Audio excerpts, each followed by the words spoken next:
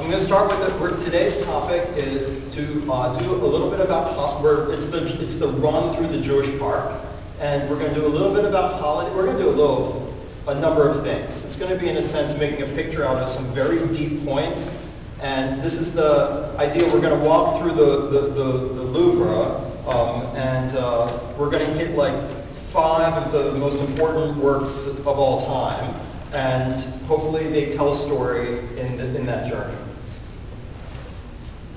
To quickly review, the main idea of the Torah study one was this. The rabbis, once sacrifice is no longer a possibility, the rabbis' innovation in competition with other groups at the time that saw very different futures for our people. The one that won is the rabbinic worldview, and that worldview was, in terms of personal spirituality, was focused in many ways on reading. It was it's a shocking and tremendous innovation that the spirituality of reading would replace the spirituality of sacrifice.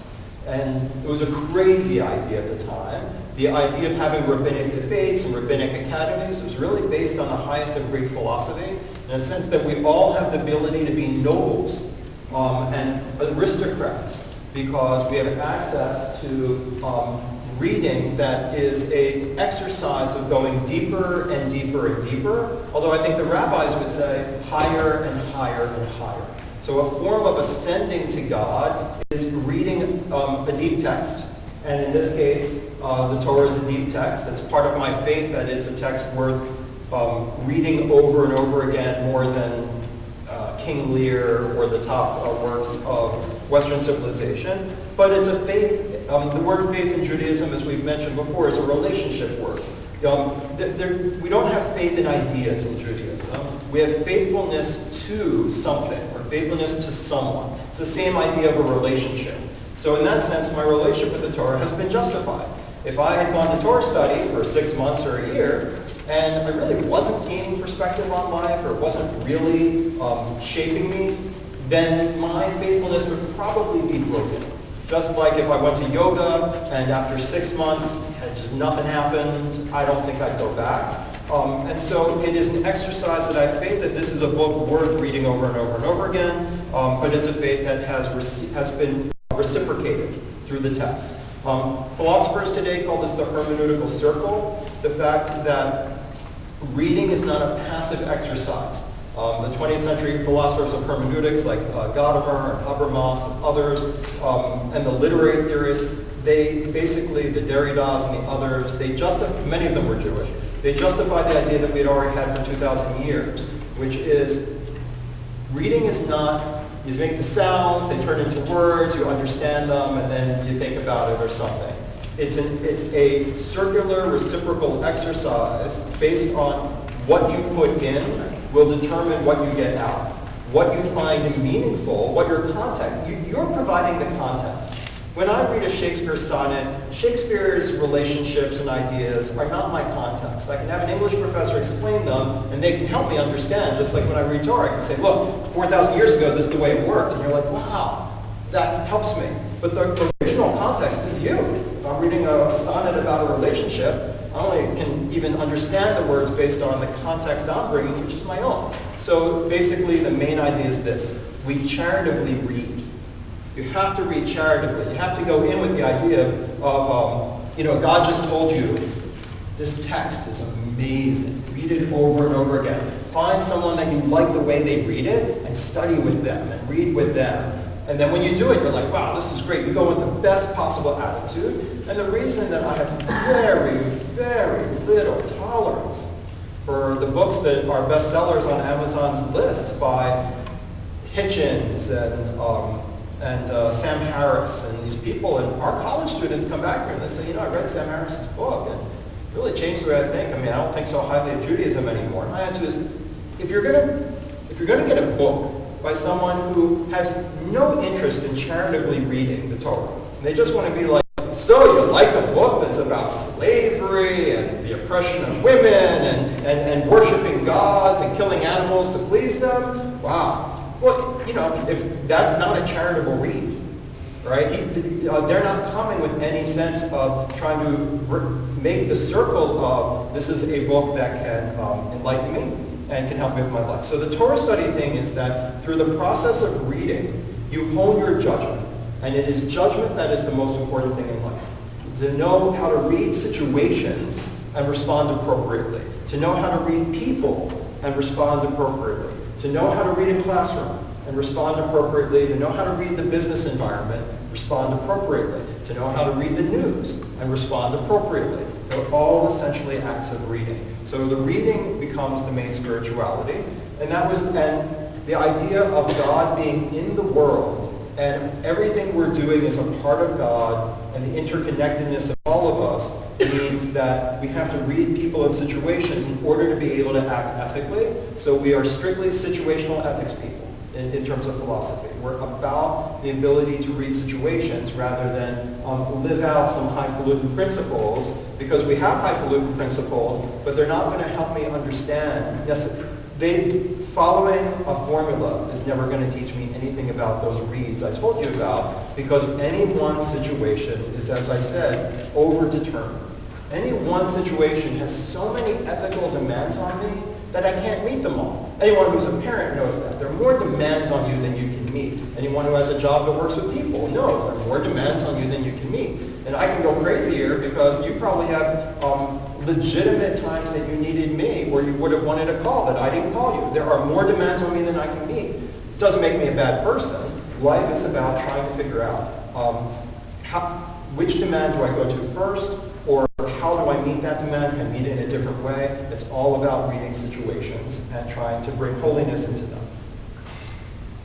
Let's jump forward to a little bit about ethics, and I'm going to go back to the holidays. The biggest idea, so now we're at like painting number one in the gallery of the big Jewish pillars, of the principles of our faith. I have bad news for all of you. God doesn't care about you. Okay, don't quote me. Pillar number one is this. At least in the Bible, and it does change later, there's a happy ending, okay? But the beginning is all tragic for our egos. In the Bible itself, my understanding of it, and you can disagree, for sure. It's a worthy debate. Is God is not primarily interested in individuals. God does not necessarily really care about individual lives. God is interested in collectives, in systems, in cities and towns. In a sense that it does help to say in a way, when God looks down on the world, God is seeing and experiencing and hearing systems. That's why last week, and well, maybe it wasn't last week, but well, it was a little bit. It's why I read at least the service, which was topic for last time. The service says, before you even get to the Shema, the idea that if I want to start the worship service by experiencing the world as God experiences it, number one, everything that has life in it is singing to God, and God hears it as music. So, is God hearing the warbler warbling their tune? Yes, but as a piece in the whole musical system of all of the birdsong. And is God even listening to the birdsong? Yes, but as a piece within the sound of the whole forest. And then the forest, well, as a piece in the context of the whole earth, and with the ocean. And that's why the Psalms say, the music that's coming from the ocean, the music that's coming from the sky, the music that's coming from everything alive. And that includes, we just grew a zucchini about this big, like overnight. And I felt like I should have stayed up all night just watching it grow. I mean, like, that made sound. In other words, like, you think, like, a tree can't make sound. I mean, the sap must have been, like, there must have been, like, the plant blood going through there. I mean, like, that makes sound. I mean, there's sound, and then in the service we then go to everything made of energy. Remember, everything made of energy is made of frequencies. And so, like, it is sound. It's scientifically sound. So God doesn't necessarily hear the sound of that one super string, but God's hearing all of the super strings in a chorus. And then we go to the third level, which is, don't forget, there are other universal universes besides your own. So we say, Kadosh, Kadosh, Kadosh, Adonai Tzvaot, Meloch ha'aretz kevodo, which are the angels singing. The fact that we have another realms, other dimensions, whatever, things that we'll never detect, and yet we can't pretend that what we could potentially experience is all that is potentially there. So that the idea is that even then you could be like, well, God is seeing and hearing systems. This is really the main idea of the Torah, and that explains Genesis, which is, I don't think the rabbis read it that Adam and Eve were two individual beings. We did that story together. It's talking about what it means to be a human being. What does it mean that when God made our species? And what is our role on earth? And what is our role as individuals? And so God made the species. And what did God find? That once God allowed them to grow beyond the realm of pure instinct, they didn't choose wisely. They didn't seem to, they were no longer harmonious. When God took away from us our ability to be like a tiger in the forest, or a frog in a pond, or a bird in a flock, or a sheep in a flock, that was actually before sheep, then what happened was God saw disharmony in the system. And this is very important. It really is the whole book of Genesis. God was like, wait a second. Those humans are now making noise in the music, right? There's a noise coming from them. It used to be when we were like primates or something, and the idea of Garden of Eden, I really think, is a true memory. I do think the Garden of Eden takes place in around 10,000 BCE. I think when you look at it, and I've done lectures on that before, but it is just to be declarative about it. It is the story about the domestication of wheat and barley in the Tigris-Euphrates Valley, and the evolutionary changes that accompanied the human species in around 10,000, 9,000 BCE.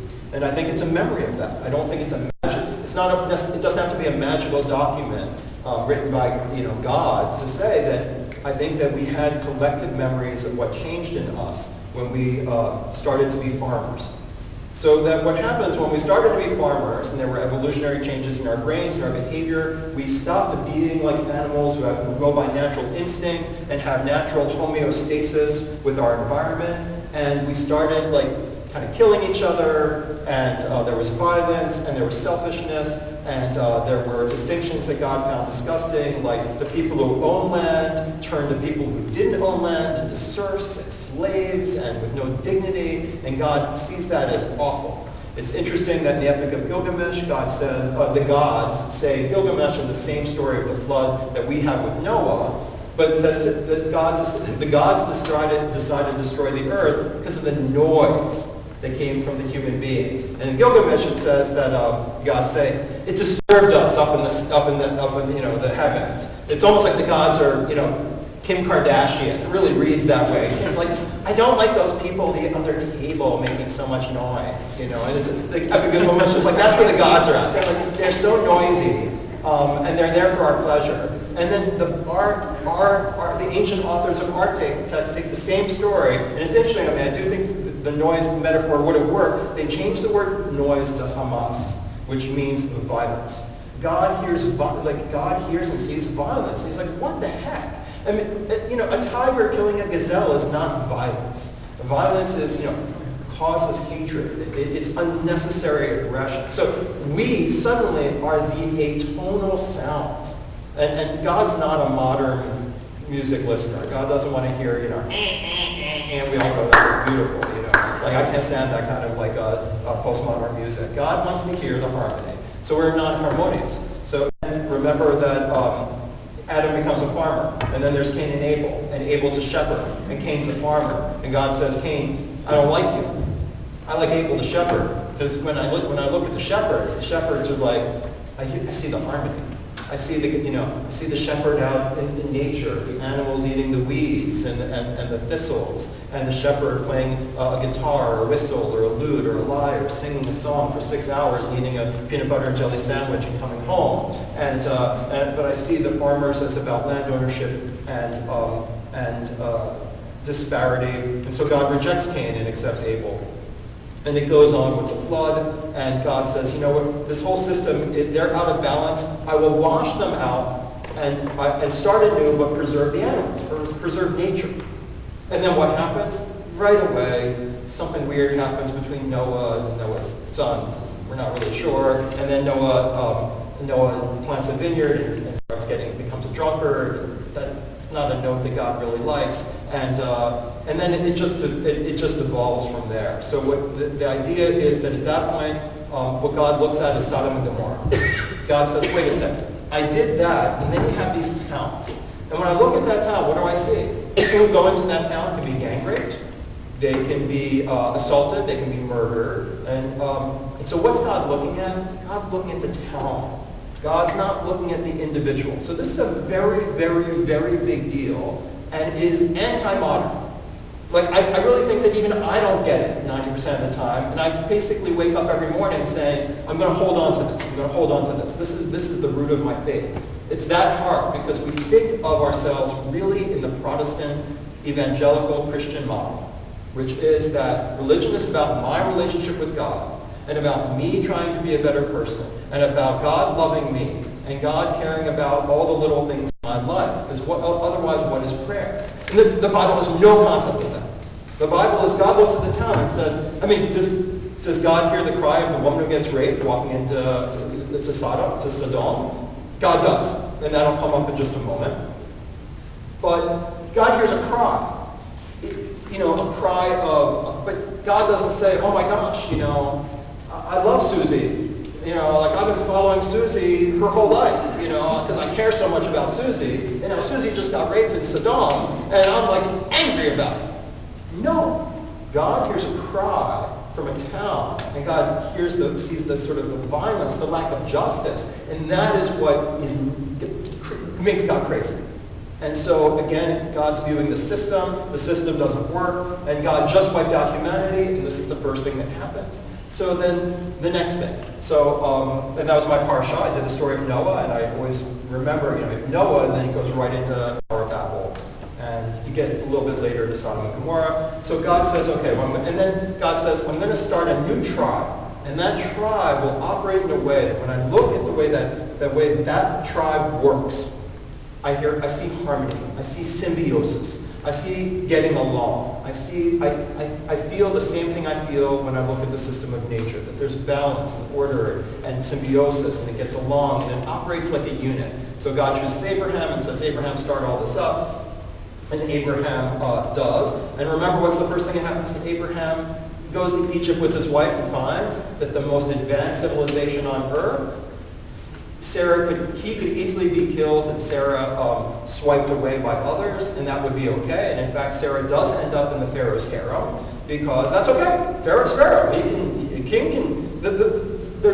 It's not as bad as, maybe Sodom and Gomorrah later, but still pretty bad. If the most advanced civilization on earth, Sarah can be plucked and stuck into the Pharaoh's harem, that's not really what God's so happy about.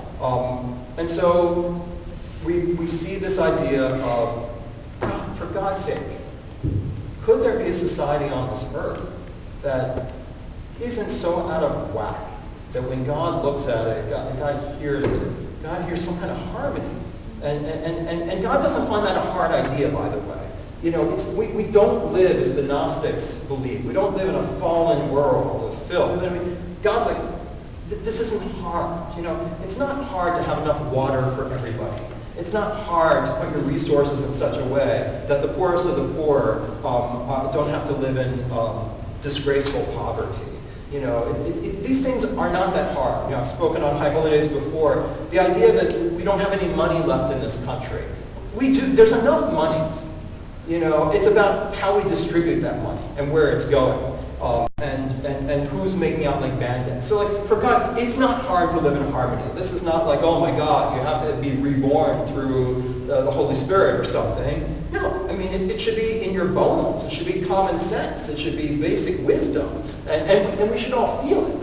I think that, when I'm in a bad mood and I take a 25-minute shower, I think I know I just wasted a ton of water. I don't need enlightenment to know that, So we have instincts, and we should be understanding how to live in order. So to move away from a whole view of the Bible, the Jewish people, the Israelites, are a shepherd tribe that God designates. I like these shepherds. I like the music. I like the harmony. There's no land ownership, like with they understand that the land is the land. The word for wilderness, you can never go wrong reminding yourself that we just finished yesterday the book of Bamidbar, in the desert, in the wilderness. The word midbar in biblical Hebrew does not mean desert. It means grazing lands, public grazing lands. Absolutely straightforward. So if you open up a Bible dictionary and you look up midbar, it says public grazing lands for shepherds.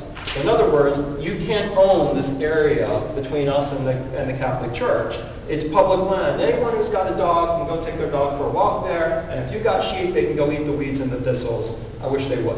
Right? Really, like we're out of whack. We should be having the goats everywhere eating this stuff. I love in San Francisco, where only San Francisco, they actually have like a whole department of goats that they take, and they put them on you're driving down the highway, and the goats are in the middle on the dividers in the middle of the road, and they're eating the weeds and thinning out the brush because there are a lot of forest fires in the Bay Area as well. And you're just like, thank God for San Francisco. Like, yeah, get the goats out, And so God loves shepherds. And so God picks Abraham the shepherd, and Isaac the shepherd, and Jacob the shepherd. And then God loves us more because we end up in Egypt. Actually, I think God would have been happy to check out. God was like, in the Bible, God's like, okay, we're fine. We're done. You're like, you guys are set. Got some shepherds, gave them some good values, gave them some good leaders.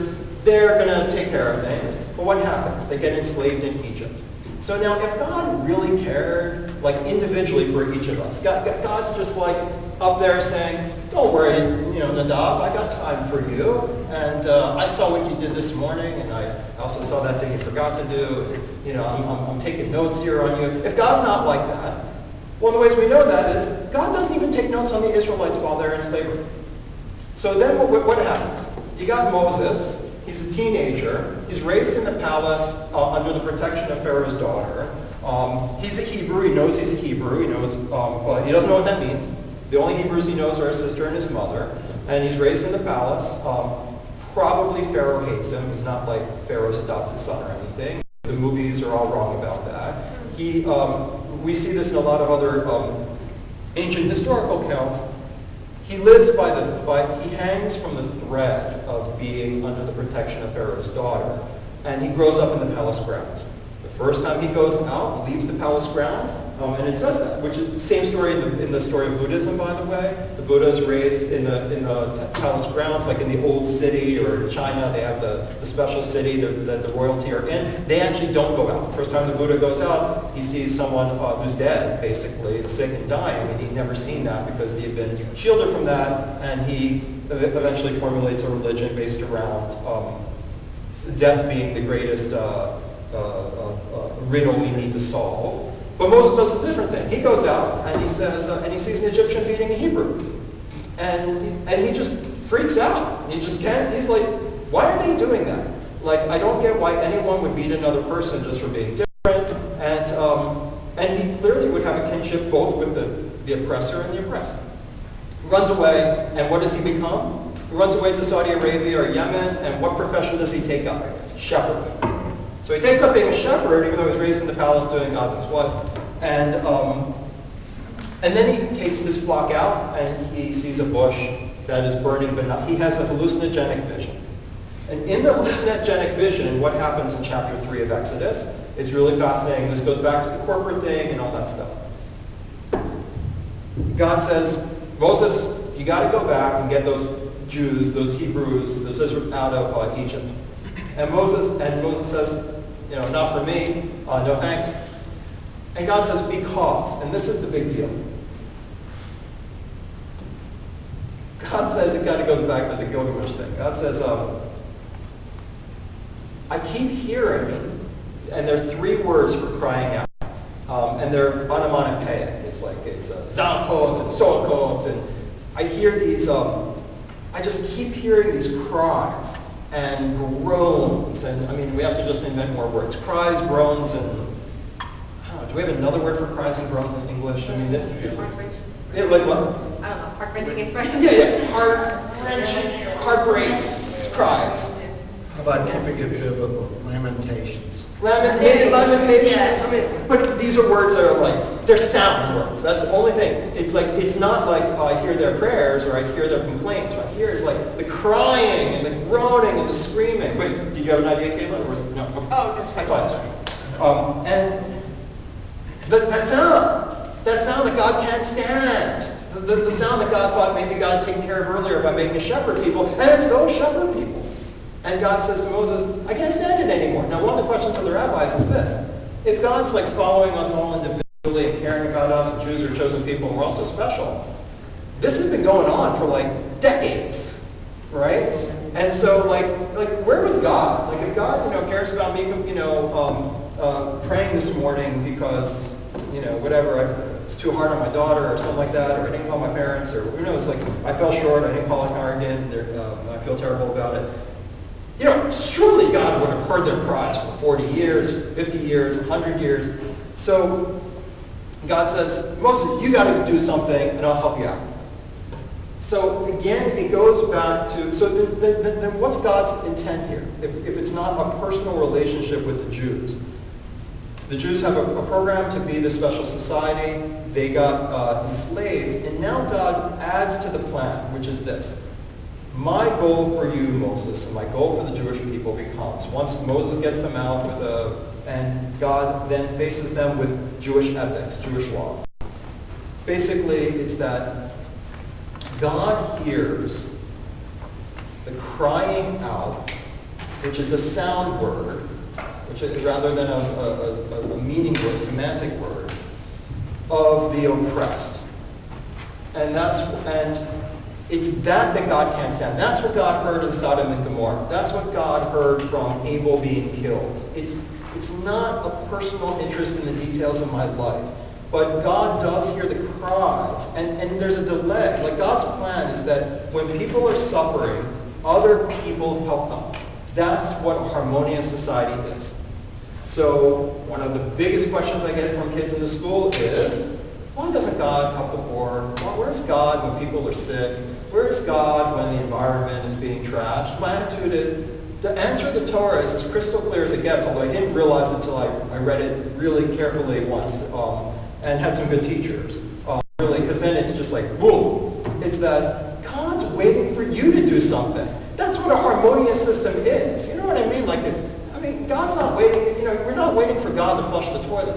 You know what I mean? Who's going to flush the toilet? You know what I mean? A harmonious system is like, when your dog takes a poop. I know it's a lot of poop. I have two little ones. So, your dog poops in my lawn, it's like, it's like, are you going to pick that up, or am I supposed to live with that? And I used to think that was good fertilizer, but now I just have big dead spots on my lawn. So I realized that, you got to do something. I got to do something. I'm not waiting for God to take care of that. So the problem is, the idea is, when people are sick, people are supposed to care for them. And they're supposed to try to find cures. And they're supposed to love them. And they're supposed to visit them. And the idea that, why did God let them die?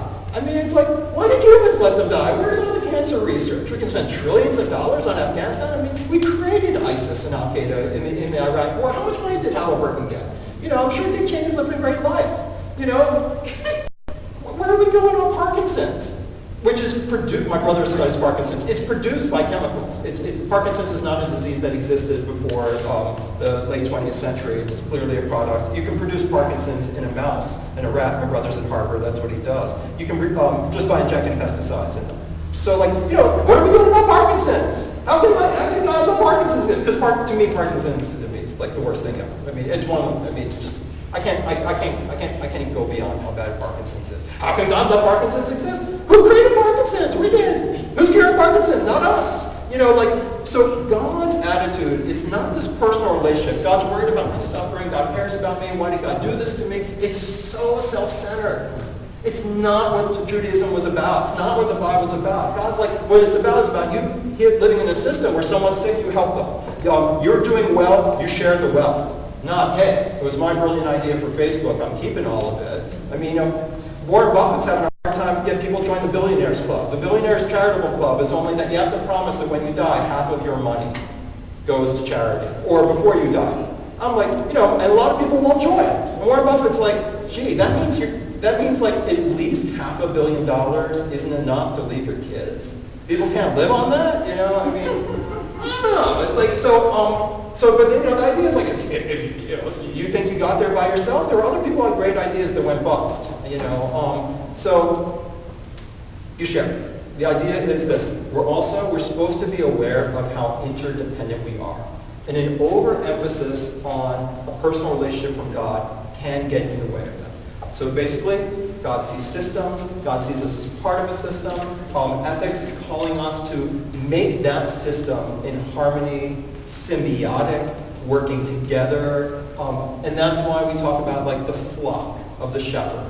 You know, the little ones are huddling near others. If a mama goat dies, the little one is taken by another mama. Like it's supposed to be, you know, the flock is not just a really nice metaphor. It's not a metaphor. It's maybe it is a metaphor. Okay, I don't want to be wrong about that, but it's a core idea of what the shepherd had. And then no land ownership, the idea of not being connected to your possessions, because the more you own, the more you have to carry with you when you are traveling, following the flock to where it goes. So a lack of materialism. Another benefit of the shepherd is this hospitality.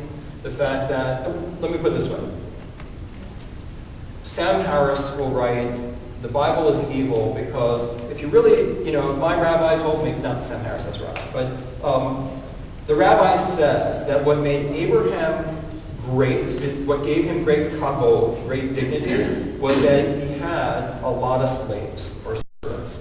Isn't that disgusting? So there, so Sam Harris, you know, our teenagers go to college, they read that, and they don't like Judaism anymore. The reason Abraham had such great dignity was because he employed so many people. You don't. It's very hard when you're a shepherd to carry possessions. Your dignity or your honor, it's the word honor, doesn't, you know, your high standing in the community does not come from how much gold you have, because who wants to carry it?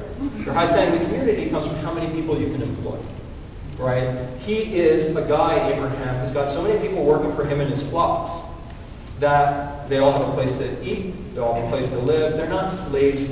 They're this huge extended family clan. That's what God likes to see. You don't have anything, you can watch the sheep. If you got something, hire more people. When I lived in Indonesia for 2.5 years, one of the things that amazed me is the Indonesian value in Java. The Javanese value is something they call partial employment, which is if you have a position in your business, it's better to fill it with three part-time employees than one full-time employee. Now, some American businesses use that to get out of providing benefits and health insurance, but Indonesia had a very different function, which was, it was about trying to get as many people, because of unemployment, to get them enough to at least support their families and to share that. The more people that you could be helping, the more your honor was. So, in any case, so I'll see where we're at.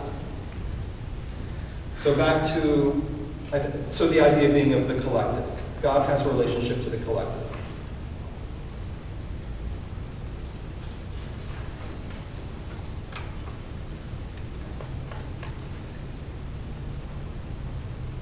In Jewish ethics and Jewish religion,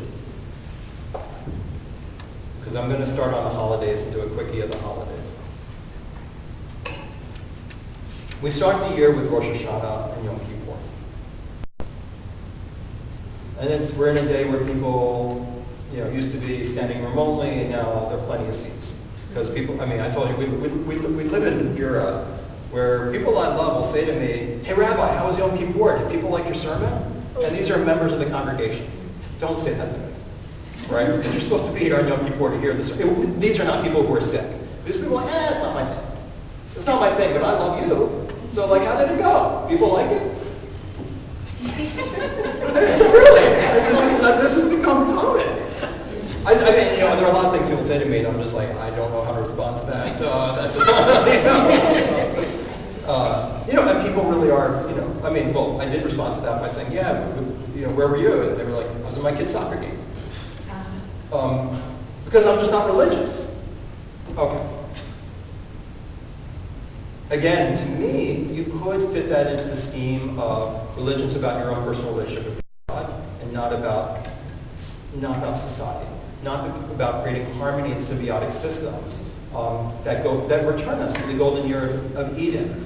You know, the way nature exists in balances and a harmonious ecological planet.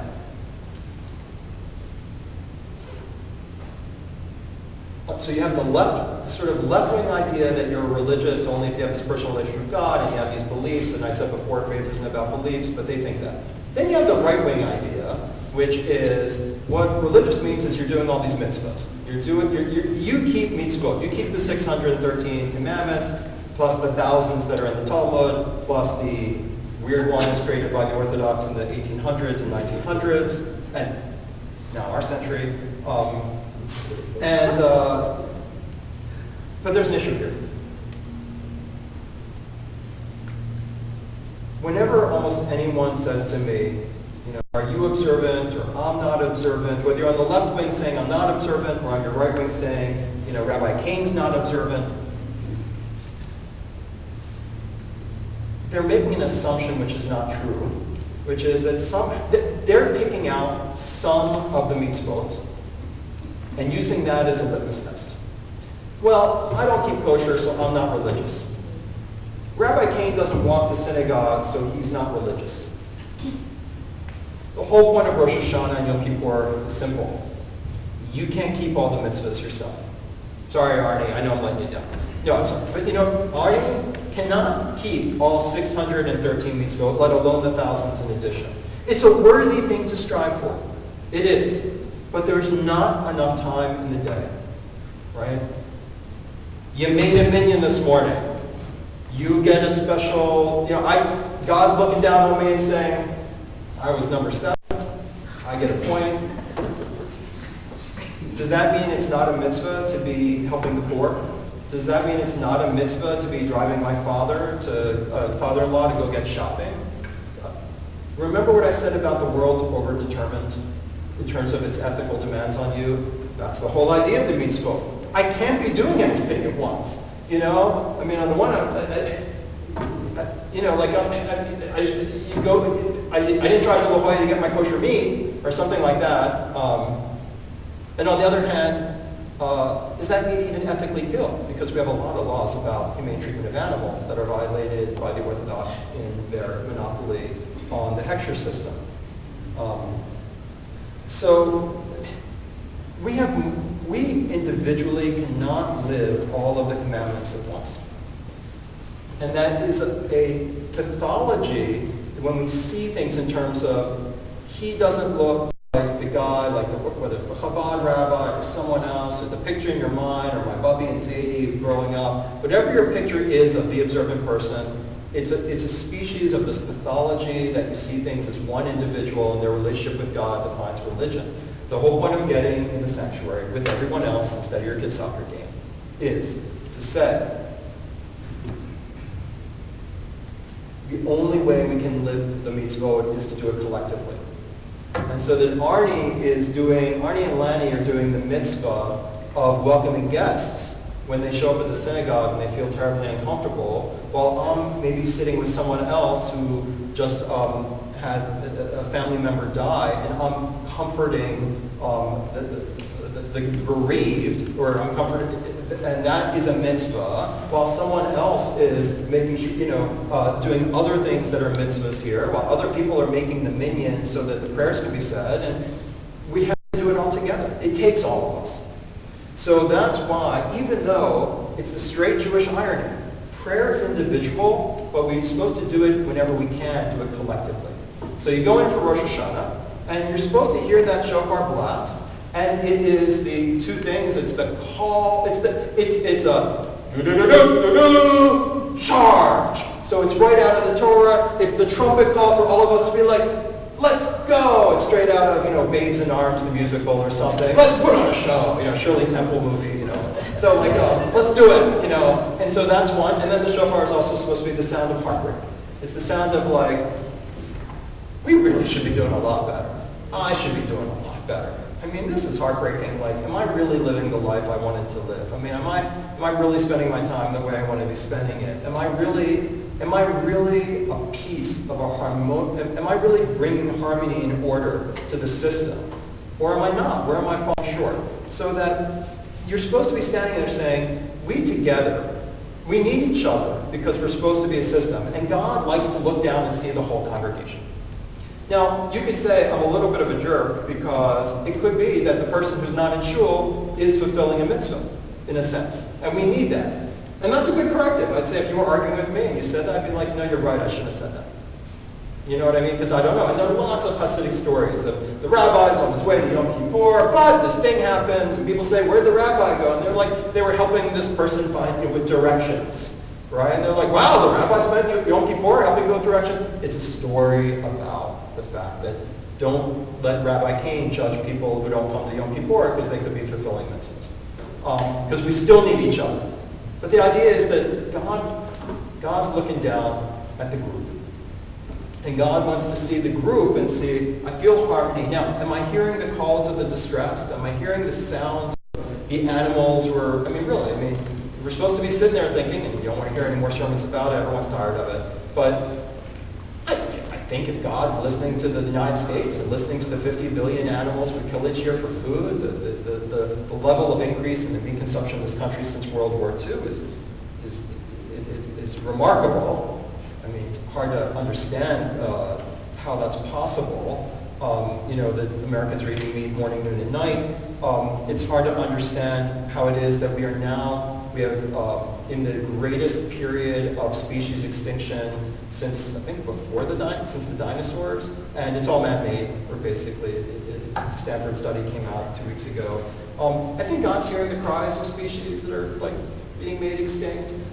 Is there a natural extinction that takes place in homeostatic systems? Sure, there's natural. There's also tons and tons of extinction. Don't think that's natural, and it's not natural. So so we have to sit there and be like, where are the cries coming from, and what are we doing, to restore the harmony and the music to the system? And it's also supposed to inspire, which is we're supposed to have a sense when Sharon is chanting and we're all saying Avinu Malkeinu, like it is the Shirley Temple. It is that we can do this. It's not hard. That's the big thing. It's really not hard, and we have to get to that point. So Rosh Hashanah is that. Yom Kippur, we fast. We realize through the idea of life and death that we could die at any time, and we want to live the lives that bring holiness to this world. We put on white. We are half angel. An angel is someone who automatically follows God's orders, like a computer program. And so when I say it's not hard, that's the half angel in us. It's really not hard, Rabbi, for you to take shorter showers. It's really not that hard to change your habits in such a way that you bring more symbiosis and harmony to the earth. It's just not that hard. You think it, so that's the half angel. The half angel is you're made to do this. This is not unnatural for you, right? It's not unnatural for you to spend more time with the people that you love rather than time on Facebook. They don't think, oh my God, I can never do that. I got to post to the Facebook page because this is the best Japanese food I've had for so long. Rather than tell your kid on the playground, why don't we play tag with each other? It's not hard. It's just not that hard. So the half angels, it's not that hard to do what is a kind of natural, what's called, in the situation, and then the half that's mortal. The other reason we wear white, especially going to Nila, is the idea of that we're preparing for the grave. It's the white shrouds that we were buried in. They still are in the land of Israel. We're buried in plain, cheap white cloth, natural cloth that degrades, biodegrades. And so it's not that hard, and half of it is there's not a lot of time. That, as one of the rabbis says in the Talmud, my whole life, in a way, was to prepare to die well. As Chris Borrego read on Friday night services from Tecumseh, prepare your death song while you're alive and sing it. And I love doing funerals in some ways because you get a glimpse into, often if you're fortunate enough to live to a very old age. So if, let's say, you're into your 90s and hopefully beyond. And often when even people know they're going to die, they're not like, please let me tell you everything that ever happened to me. They're telling you the simple things. They're singing me their song, which is, I was a great husband, and she was a pain a lot of the time. And then of course, she's like, you were 10 times worse. But I stuck that out, and I did my best. I was a great spouse. And she's like, he was. Even though he was a pain, he was. And I did my best to be a great dad, even though I screwed up early on. But then I made changes, and they're like, yeah, he was. Or, my dad was not a great dad now, but I corrected some of those things I wish I corrected more. Their death song is simple. It's not, here's my autobiography, and it's 100 pages long. So that's Yom Kippur. And you get through that thing, and you realize, the criticisms I get over these sermons, they're not inspiring enough, they're too critical. I don't want to hear about Afghanistan, I don't want to hear about animals, I don't want to hear about, immigrants or something, because it's their fault anyway. But the thing is, if you can't try to be aware of where that's my job as a rabbi, where's the system out of whack? And how is it not so hard for us to correct it? And then 4 days later, after Yom Kippur, you have Sukkot, and you go live in your backyard. And you realize, like Abraham, you basically reconnecting with those shepherd roots. I don't need everything that's in my house. I just need, and really, even though the sukkah, forget all the symbolism, the midrash on it, it's trying to recreate the shepherd experience. Even though they were in tents, they weren't in Sukkot. We use the sukkah as a replacement for the shepherd tent. You welcome, like Abraham, people into it. You realize the important things in life are to be with the people you love. You get to know new people and make friendships. And the most important thing in life is not to protect yourself from the rain. If it rains on you, it rains on you. The important things in life are the things that can happen around the table, eating and playing and camping out with your kids or your grandkids. These are the memories. Everything that's important can happen in the backyard in your sukkah. And then we have a break. We go over to Hanukkah, which I'm not going to do right now. But the ancient ways. Then you have the path to Passover. And then you reconnect with the idea that we all have humble origins and that we have been redeemed for a purpose. I mentioned that last time. So you ask yourself again, what masters do I serve? And it's a 6-month check-in. So it's 6 months after Sukkot. You have Passover, and you take a week off. You take a week off for Sukkot, and they still do in Israel. It's a winter vacation in the Torah. And you take a week off for Pesach, which is spring vacation in the Torah and in Israel today. And then you say again, okay, it's been 6 months, and the rabbi just sent me my resolutions that if I was one of the 25 people that came to service where we make resolutions, I get it in the mail, and I say, ooh, I had such lofty ideals, but I'm still serving the wrong masters. I'm serving the master of my cell phone, I'm serving the master of my consumption, I'm serving the master of work and my boss. And you say, we were redeemed to serve the right master and to be a people who is a light unto the nations. And then you head into Shavuot, where you stay up hopefully all night and you study and read. It's again spirituality of reading.